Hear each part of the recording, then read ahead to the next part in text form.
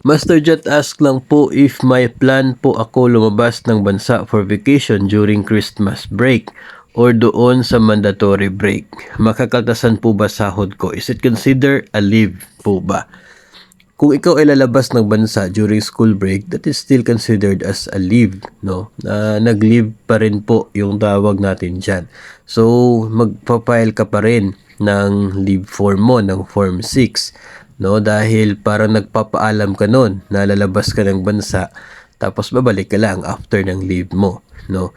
And that would be considered as a personal leave without pay kasi hindi po nagbabayad ng personal leave. Without pay talaga kapag personal leave. Pero yung doon po sa unang tanong, kung makakaltasan ba yung sahod mo, ang sagot po ay hindi. Bagamat personal leave without pay yan, kasi nga nagbakasyon ka, no?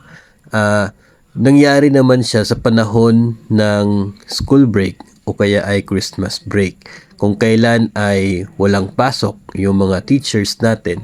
So, ang mangyayari dyan, yung sahod na tinatanggap ng mga teachers during that period ay hindi naman po galing sa service nila during those period, no? Kasi nga wala silang required service kasi bakasyon yon.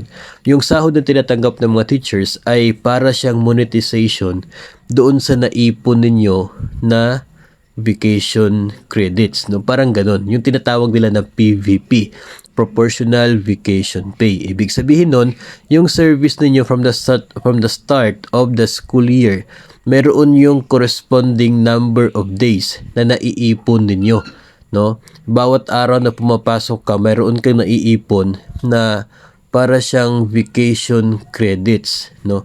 At ito ay namo-monetize during school break. Kung kailan ikaw ay binibigyan ng sahod batay sa kung ilang araw yung naipon mo from your service from the start of the school year, no? Yung PVP nga kung tinatawag nila.